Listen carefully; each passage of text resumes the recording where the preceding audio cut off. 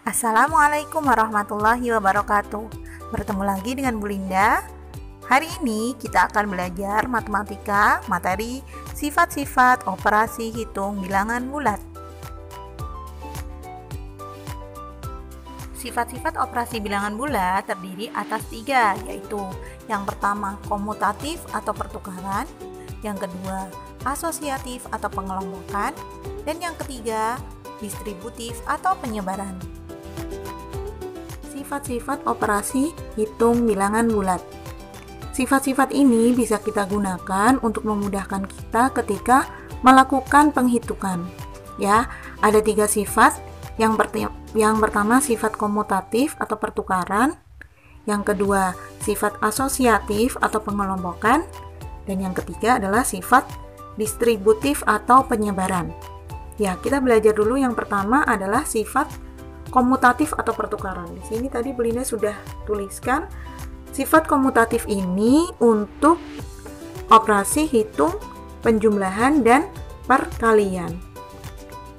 Karena ini tadi sifat komutatif itu pertukaran, bisa kita tulis seperti ini rumusnya.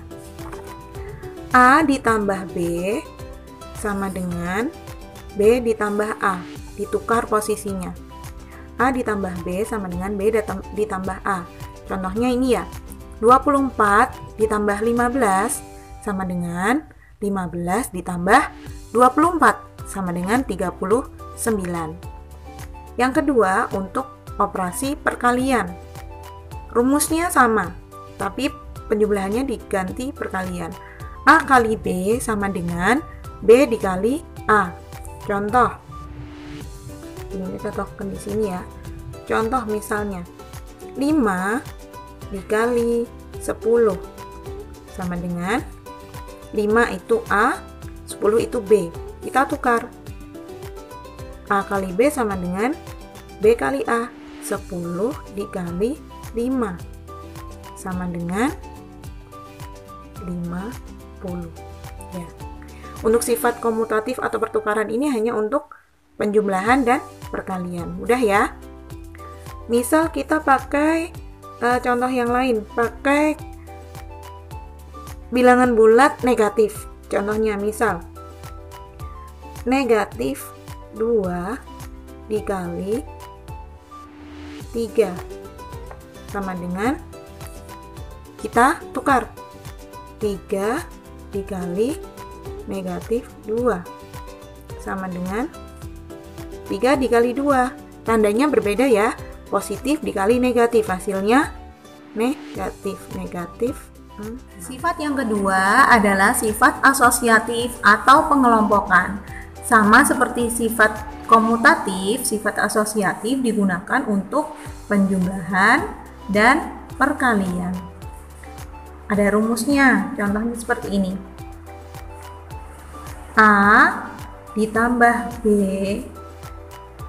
ditambah C bisa kita tulis menjadi A ditambah dalam kurung B ditambah C. Nah, seperti ini ya. Jadi ini tempatnya kita ubah.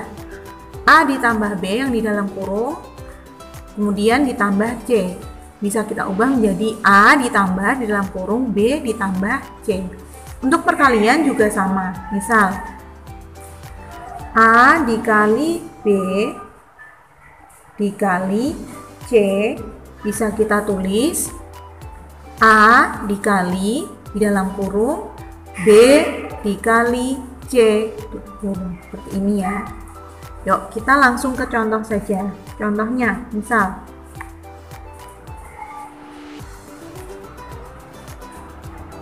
yang pertama 12 ditambah 4 ditambah 5 sama dengan, bisa kita tulis 12 di dalam kurung 4 ditambah 5. Kemudian baru kita kerjakan 12 ditambah 4 ditambah 5 sama dengan 9. Seperti ini, 12 ditambah 9 sama dengan 21. Untuk perkalian juga sama. Yuk kita coba yang perkalian ya. Contoh 8 dikali 2 dikali 3 sama dengan, bisa kita tulis 8 dikali dalam kurung 2 dikali 3 tutup kurung sama dengan, kita kerjakan dulu, 8 dikali 2 dikali 3 6. 8 dikali 6 sama dengan 48. Ya, seperti itu. Ini untuk bilangan bulat positif. Bagaimana kalau bilangan bulat negatif? Ya, kita beri contoh lagi ya. Perkalian bilangan bulat negatif. Negatif 2 dikali 5 dikali negatif 7 sama dengan negatif 2 dikali dalam kurung 5 dikali negatif 7. Kerjakan dulu. Negatif 2 dikali 5 dikali negatif 7 hasilnya positif dan negatif, berarti hasilnya negatif. 5 kali 7 35, negatif 35 sama dengan negatif dikali negatif hasilnya positif, positif 70. Sifat yang ketiga adalah sifat distributif atau penyebaran. Kalau tadi asosiatif pengelompokan, distributif penyebaran. Sifat distributif ini dipakai untuk perkalian ya, perkalian saja, perkalian terhadap penjumlahan dan perkalian terhadap pengurangan.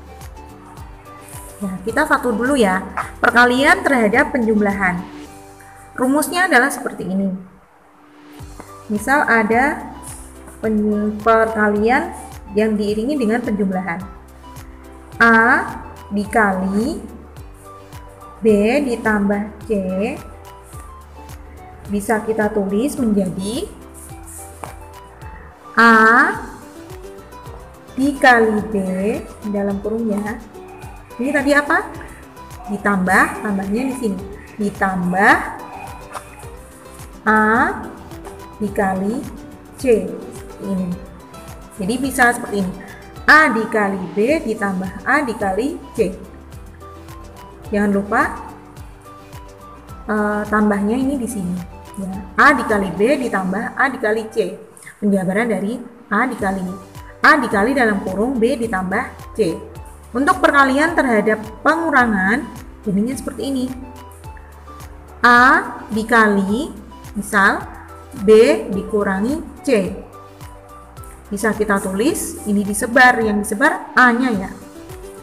A dikali B, ini tadi pengurangan berarti dikurangi A dikali C, seperti ini. Sekarang kita masuk ke contoh ya. Kita contoh yang pertama, perkalian terhadap penjumlahan.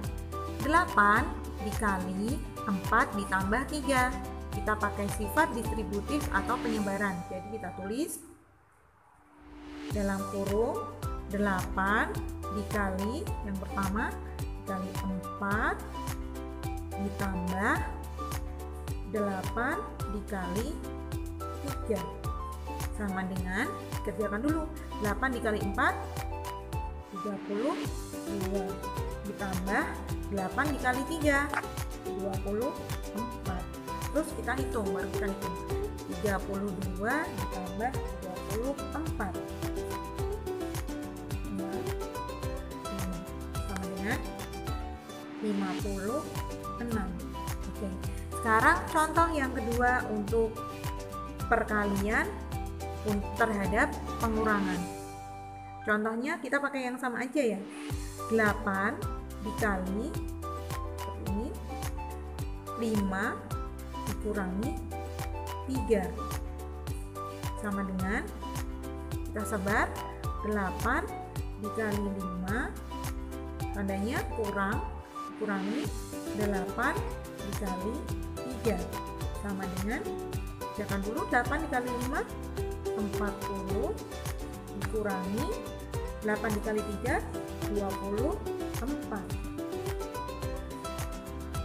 Kita kerjakan 40 dikurangi 24, 6 sama dengan 16. Seperti itu ya.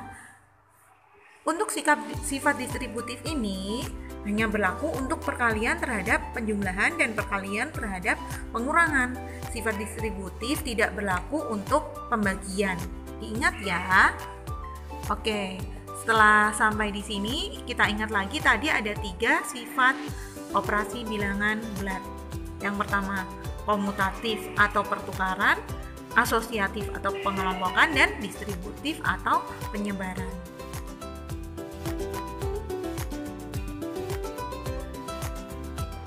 Terima kasih sudah menyimak pembelajaran hari ini dengan baik. Sampai jumpa di pembelajaran selanjutnya. Wassalamualaikum warahmatullahi wabarakatuh.